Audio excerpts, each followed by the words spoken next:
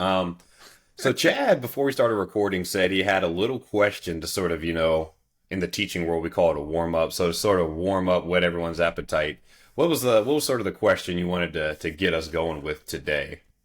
Yeah, so let me set the scene first because we were kind of talking about it before that we started recording, and then I brought up how we should save it. You talked about how you hate Shaq talking about how he was as an ex-player, right? And I think this has become a little bit of a an epidemic with the retired athletes because I think so many more of them are in the media now. So many Mm-hmm. more of them, we get to hear their takes, whether it's Rashad McCants saying that Roy Williams held him back as a freshman when he wasn't even the coach of his team, or like any of the crazy stuff Shaq has said about it'd be 40 and 20 on everybody, da da da, all this good stuff. Serbian chicken, or he called Jokic Slovenian chicken, which When is he's so serving. funny. Yeah, exactly. Which is funny because if you really listen closely to the Jokic TNT interviews, I don't think he really cares for Shaq too much. Like, I just don't. I don't think he likes Shaq for some reason. But the question I have for you, and this is like basically the definition of your wheelhouse. Like, if this is anyone's wheelhouse, it's yours.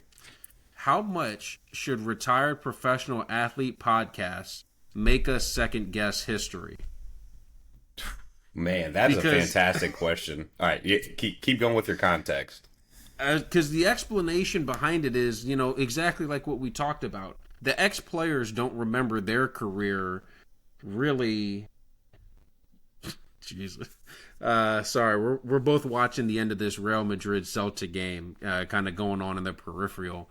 But like we talked about, the ex NBA players, when they do the podcast, they talk about their career like they were the best thing ever. Like we didn't all watch their careers. Like we didn't all know exactly what was Like going on. basketball reference doesn't exist. I mean, yeah, basketball reference, but even that, I mean, could technically tell a lie. But like even just the actual context of, all right, we watched this guy not really be a meaningful performer on any playoff team, and then T Mac calls himself one of the greatest players of all time and says LeBron couldn't beat him 1-on-1.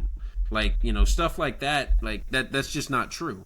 So for you as a history guy, how much of, and look, I don't know to the same level that you do of how well sourced some of this history stuff is. So I'm asking you, does it make you second guess history a little bit? Well, one of the things that I learned big time when I was in college was about Yeah. how history does change, which Mm. to the everyday person doesn't make any sense because like, how does history change? It already happened. It's like, yes, but the way we view it makes it a lot different. So like a Mm. really good example of it would be like um, the Crusades. Actually, no, let's go something more recent that people may have heard of. It's like, oh, well, the Korean War. If the Vietnam War Yeah. would have never happened, everyone would view the Korean War as like, hey, everything went according to plan. We kept that parallel. There's still North and South Korea. Everything was good. But then it set the stage for like failure in Vietnam. So bringing it back to Mm. sports, it's kind of like, well, you can kind of craft whatever narrative you want around it based on the history of it just by always having sort of an excuse or a backup of for why something happened. You know, oh, T Mac always didn't have the teammate. Okay, I think Yao was a teammate for sure, and especially at that Yeah. time, the He's a quality Hall of of the Famer. yeah, the quality of the league, especially if you had two legit all stars, I think that you should be doing then first round exit every year. Oh, well, Yeah. this guy was a little bit older.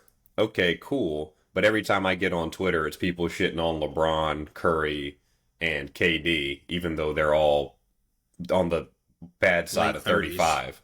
Yeah. Yeah. Oh, well, this guy actually did get it done individually. It's just his teammates didn't come through for him. It's like maybe, okay, but That's the all I know is Kawhi. every We single call time that I the Kawhi argument. yeah, every single time I see LeBron getting crapped on, it's like, okay, yeah, but he was 27, 7, and 7 at 40 years old.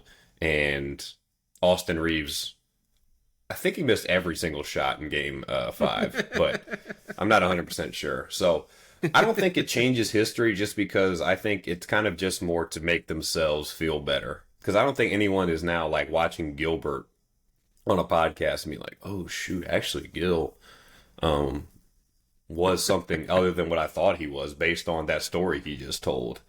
Although, I mean, there are people that are dumb enough to think that, but I mean, if you're already that dumb Yeah. anyway, then I don't really care if I mean, you're it's the. the people, it's the people who are arguing that LeBron had a grade 2 knee sprain when it comes out like minutes after.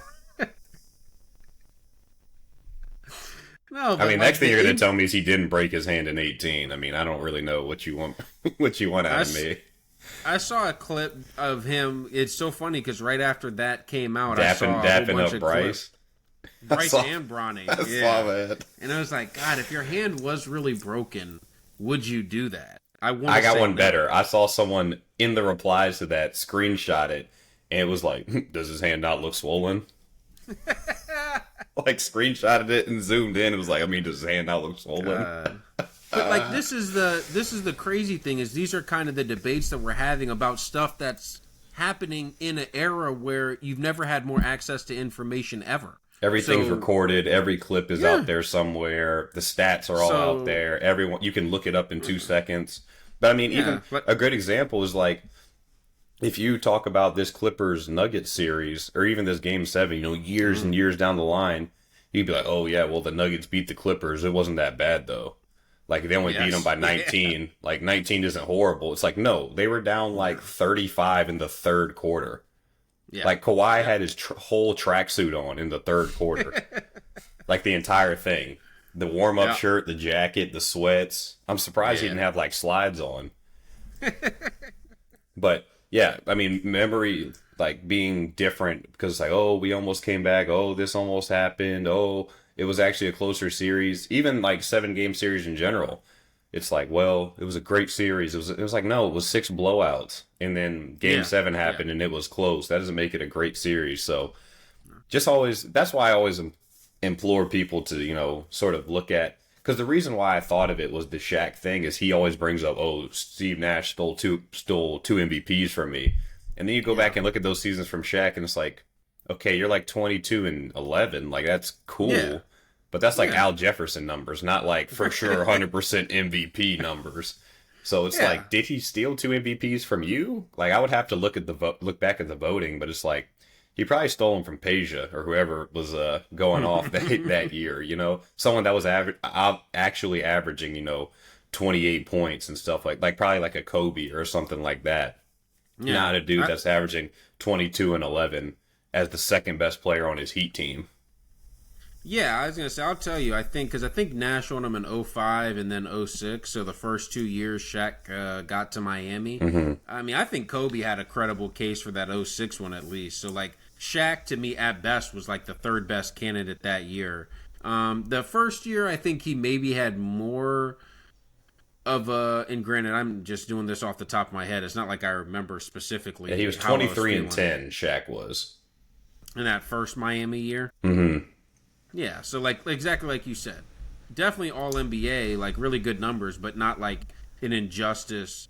But then also, then again, maybe it goes to the: are you just looking at the basketball reference, or are you remembering the actual impact? So it's like kind of the exact same argument, but we just had, but almost counter. Well, the second the So second MVP that Nash won, he didn't even Shaq didn't even finish top 10 in MVP voting, and Elton Brand actually got a first place place vote in vote. it. Yeah, So that was the highlight of the Clippers before Kawhi got there and never did anything for I was them. about to say, and then what happened? I think the highlight Yeah, of the Clippers franchise so far is like that. it was Uh, signing him. nah, I think it's that Chris Paul. I think it for until they actually get to the third round. I think it'll be that Chris Paul shot against the Spurs in round 1 and 15. Just because Where that was Blake the one Griffin time. almost breaks his neck right after. Yeah, Manu undercuts him, and it's like because that was like the first time. Because me and you were were like big into the NBA and college and the NBA, so it makes you like more hyped for these guys coming into the league. And so Sure. we're kind of like, yo, man, they got Chris Paul and Blake Griffin, and DeAndre is pretty good, Oh yeah. and they got good role guys like Matt Barnes and Hmm. Karan Butler, and you're kind of just waiting for this team to actually take that next step up. And everyone's doing these pieces on, oh, LA is now Clippers town, da da da da da, Yep. and they Yeah. get bounced in the first round every year. That was the first time where it's like, oh, okay, they might actually be able to do something this year. This might be the year it actually comes together. And then they lost in like 5. Yeah. I mean, the best run of that team was when they played Memphis in the second round of I think that was the 13 playoffs when Blake Griffin got bullied by Zebo. Got choked out by Zebo, I think is what you meant to say. Why you wasn't there when he's choking me out in Smoke Backyard? Oh, that was different. Oh, my bad, my Uh, bad. okay. Rewind. They won. They Mm, won that game seven in San Antonio, and then turned around and blew a 3-1 lead to Houston. I forgot that, that yeah. was that year. That's why I don't know how much you can count. I mean, I guess like just in the moment, yeah, that was a great feeling. Although I don't know, I would love to know like from true Clippers fans, I mean, the like Chris on May Paul so on May shot. 10th, once they win Game 4 in round two, that's probably like Yeah. the one time ever for them. Until they blew a 3-1 lead in the bubble, that doesn't count for some reason. But Mm, that's the one moment you could really believe, like, man, this team actually might be putting it together, and it actually might, end with something. it did not. It ended, but it didn't end with something. It definitely ended. All Yeah. right.